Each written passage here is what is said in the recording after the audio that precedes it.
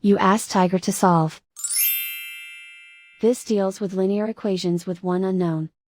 The final result is x equals 12. Let's solve it step by step. Simplify the expression. Find the greatest common factor of the numerator and denominator. Factor out and cancel the greatest common factor.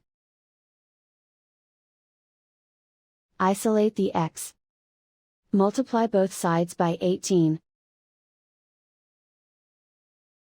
Group like terms. Multiply the coefficients.